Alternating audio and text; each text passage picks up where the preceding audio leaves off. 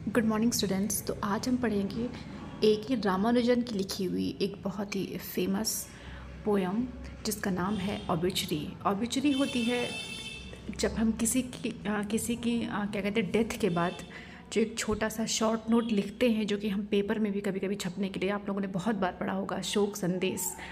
तो ये रामानुजन ने लिखी थी अपने फादर की डेथ के बाद। यहाँ पे उन्होंने बात करी है कि जो एक मिडिल क्लास फैमिली का जो मुखिया होता है, मतलब जो फादर होता है, वो अपनी डेथ के बाद क्या क्या अपने पीछे छोड़ता है, और जो हिंदू रीति रिवाज से जो अंतिम संस्कार किया जाता है उसके बारे में भी उन्होंने यहाँ पे बात की है। Father when he passed on left dust on a table full of papers, कि जब मेरे फादर की डेथ हुई तो उन्होंने अपने पीछे धूल छोड़ी टेबल पे, उन बुक्स पे, उन पेपर्स पे जो वो बैठकर पढ़ते रहते थे। लेफ्ट डेब्ट्स एंड डॉटर्स, एक मिडिल क्लास फैमिली का जो मुखिया होता है वो अपने पीछे क्या छोड़ता है? कर्ज छोड़ता है। डॉटर्स यहाँ पर जिम्मेदारियों का प्रतीक है, जो कि बाद में उनके बेटों पर वो जिम्मेदारियाँ आती है।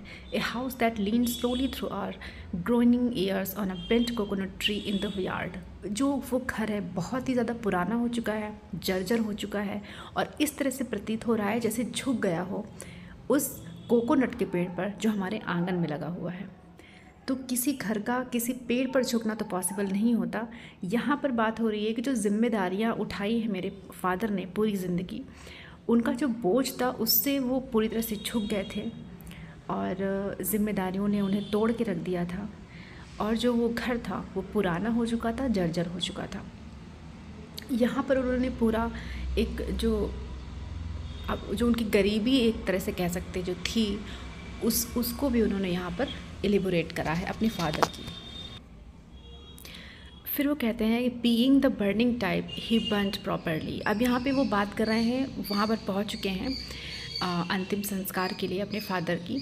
तो कह रहे हैं बीइंग द बर्निंग टाइप, कि जिस तरह से मेरे फादर जलने वाली प्रवृत्ति के थे। यहाँ पर जलने वाली प्रवृत्ति से का मतलब हो गया कि ज़िंदगी पर संघर्ष से जूझने जब आदमी कोई जूझता है थोड़ा सा चिड़चिड़ा हो जाता है, थोड़ा सा उसका स्वभाव कोल्ड हो जाता है, रूड टाइप का हो जाता है फैमिली में। तो वो कह रहा है कि जिस तरह से वो उस तरह के थे उसी तरह से उनका जलना भी बहुत आसान हो गया, वो प्रॉपरली जले। एट द क्रिमेशन, क्रिमेशन का मतलब होता है अंतिम संस्कार। As before easily and both ends left his eyes coins in the ashes that didn't look one bit different. अब वहाँ पर वो कह रहे हैं कि जब मेरे फादर को जलाया गया तो उनकी बॉडी का सब कुछ बहुत ईजिली जल गया, बिल्कुल उसी तरह से जैसे कि उनकी ज़िंदगी जो थी वो बहुत ही संघर्षशील थी, तो जलते समय उन्हें बिल्कुल भी संघर्ष नहीं करना पड़ा, और वो राख में तब्दील हो गया। उनकी जो आँखें थी उस पर जो कॉइन्स रखे गए थे, यहाँ पर हिंदू रीति रिवाज के हिसाब से जो होता है वहाँ पर उसके बारे में बता रहे थे कि आँखों पे कॉइन्स रखे गए, वो भी जल गए, सारी चीज़ें मिट्टी में मिल गई, सारी चीज़ें धूल बन गई, सारी चीज़ें राख बन गई। Several spine and disc rough some burn to coal. अब हड्डियों के जलने की बात हो रही है कि वो जो हड्डियाँ थीं वो जल गईं, कुछ कोयला बन गईं और कुछ छोटे छोटे से उसमें रह गए। For sons to pick gingerly, जो लड़के होते हैं जो अस्थियाँ बच जाती हैं, जो नहीं जल पाती, उनको पंडित के कहे अनुसार जो बेटे होते हैं, बेटों को ही ये हक है कि वो अपने पिता की अस्थियों को संगम में प्रवाहित करें। तो यहाँ पे उसी की बात कर रहे हैं कि कुछ पार्ट तो जल गया, मतलब पूरा पार्ट तो जल गया, लेकिन कुछ अस्थियाँ बच गईं बेटों के गंगा में संगम में बहाने के लिए। Facing as through as the priest, मतलब जैसे कि पुजारी पंडित जो पंडा होते हैं जो वो कहते हैं कि फेसिंग ईस्ट, पूर्व की तरफ मुख करके, वेयर 3 रिवर्स मीट, जहाँ पर तीनों नदियाँ गंगा यमुना सरस्वती का जहाँ मिलन होता है उस स्थान को हम संगम कहते हैं।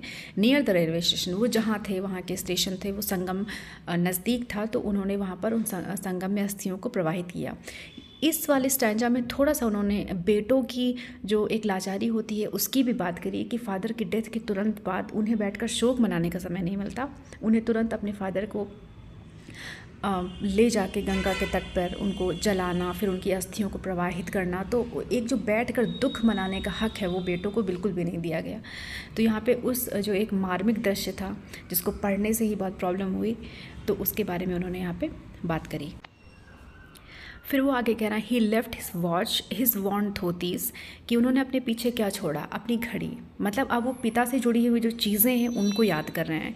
अपनी पहनी हुई धोती छोड़ गए, ए पैक ऑफ टम्बलिंग बीड़ीज, जो बीड़ी वो पीते थे वो छोड़ गए, सेवरल कीज टाइट टुगेदर, जो खासकर हमारे जो मिडिल क्लास फैमिली वाले चाबियों का गुच्छा मतलब बांध के आपस में कपड़े से कुछ लोग बांध देते हैं, कुछ रबर से टाई कर देते हैं, तो उसके बारे में बात कर रहे हैं कि वो गुच्छा छोड़ गए। विद अ ब्रोकन इलास्टिक, टूटी हुई रबर से उन्होंने जोड़ कर रखा हुआ था। A shaving brush, soap cake trying in its own dish, एक उनका यूज़ किया हुआ जो साबुन था वो साबुनदानी में रखे रखे सूख रहा था। वो जो दाढ़ी वो जिस चीज़ से बनाते थे वो ब्रश शेविंग वाली रखी हुई थी। A few books half red, कुछ किताबें जो उन्होंने आधी पढ़ी थी और आधी छोड़ दी थी। A rusty iron locket with his name on it, और एक लॉकेट जो वो पहनते थे जिस पे उनका नाम गुदा हुआ था। इट डिसलैपिडेटेड वॉलेट, एक फटा हुआ सा उनका पर्स वॉलेट जो जिसमें कुछ सिक्के कुछ पैसे पड़े हुए थे। And an old calendar with a woman in it, एक कैलेंडर जो उस पर एक औरत की तस्वीर बनी हुई थी जिसको वो कैलकुलेशंस के लिए यूज़ करते थे। कैलेंडर का संबंध मिडिल क्लास फैमिली से बहुत ज़्यादा रहा है, अब उतना नहीं है लेकिन पहले के टाइम में बहुत ज़्यादा होता था। कैलेंडर से ही घर में टंगा रहता था, कैलेंडर से ही सारी चीज़ें उसमें देखी जाती थी। लोग उसमें टिक करते थे कि आज हम ये सामान लाए, अगली तारीख को हमें ये करना है, ये हिसाब करना है, ये त्यौहार आ रहा है, वो त्यौहार आ रहा है, सारी चीज़ें कैलेंडर में देखते थे। कुछ लोग तो कैलेंडर में ज्योतिषी से जुड़ी हुई चीज़ें भी देखना पसंद करते थे, तो ये उसी की बात कर रहे हैं। उसके बाद कहते हैं he left a few anecdotes, a sense of humour, some scraps of advice, a quiet way of looking at the world, a kind of dignity. उसके बाद कह रहा है कि फ्यू एनेक्डोट्स मतलब एनेक्डोट्स बोलते हैं कुछ कहानियाँ, कुछ लिखी हुई चीज़ें जो वो लिखा करते थे लेकिन वो अधूरी रह गई। ए सेंस ऑफ ह्यूमर, उनसे मुझे क्या मिला, एक सेंस ऑफ ह्यूमर मिला। किस चीज़ के लिए, इस दुनिया को किस तरीके से देखना चाहिए, इस दुनिया से कैसे हमें निपटना है, इसमें कैसे हमें खुद को ढालना है, वो हमें उनसे मिला। सम स्क्रैप्स ऑफ एडवाइस, उनकी दी हुए कुछ सुझाव जो शायद हम पिता के रहते हुए उतना नहीं समझ पाते जितना उनके जाने के बाद समझते हैं। जैसे जैसे मैच्योरिटी आती है वैसे वैसे पता चलता जाता है कि फ़ादर हमेशा सही होते हैं। अ काइंड ऑफ डिग्निटी, हमारे जो ये मिडिल क्लास फैमिली वाले होते हैं उनके पास पैसा भले ही कम हो लेकिन डिग्निटी बहुत ज़्यादा होती है, तो वो हमें उनसे मिली। And the memory of his presence, उनकी जो प्रेजेंस है वो यहाँ पे नहीं है फिर भी उनकी प्रेजेंस हर जगह है, उनकी याद है। Which lingered even in his absence, जो उनके नहीं होने पर ही होने पर भी उनके होने का एहसास दिला रही है। इन द एम्प्टी हाउस, इस खाली घर में। In the smell of old clothes, पुराने जो उनके कपड़े हैं उनकी जो खुशबू है उसमें भी वो आज तक ज़िंदा हैं। In the rhythm of meals, जब हम खाना खाते हैं बनाते हैं तो भी हमें फादर की पहले याद आती है। In the quiet laughter of daughters, जो उनकी बेटियां हैं उनकी हंसी में उनके फादर जो है वो ज़िंदा हैं।